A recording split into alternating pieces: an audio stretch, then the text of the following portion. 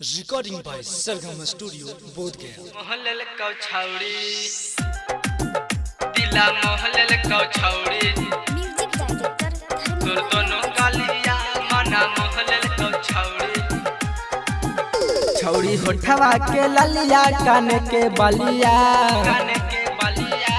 काने के बलिया छौड़ी होठवा के ललिया कान के बलिया छौड़ी होठवा के ललिया कान के बलिया दिला मोहल्ले कौ छौड़ी छौड़ी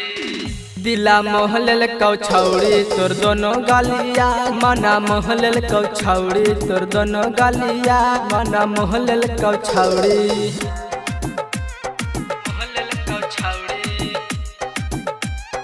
मोहल्ले कौ छौड़ी म्यूजिक डायरेक्टर दिला मोहल्ले कौ छौड़ी तोर दोनों गालिया मना मोहल्ले कौ छौड़ी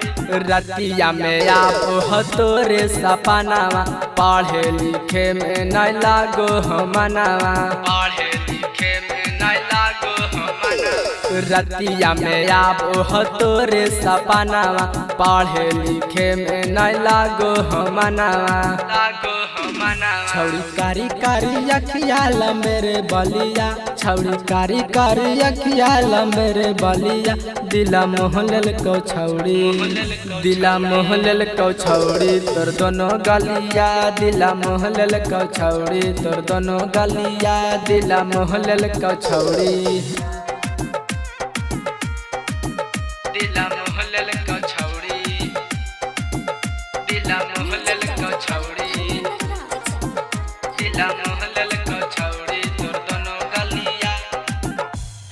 जहिया से पढ़े छौड़ी जहिया सकुलावा सुशील सजनवा के बस गेनी दिलावा पास गेनी दिलावा पास गेनी जहिया से पढ़े छौड़ी जहिया सकुलावा सुशील सजनवा के बस गेनी दिलावा पास गेनी दिलावा रेटर मनोज मनोहर मारो हवखिया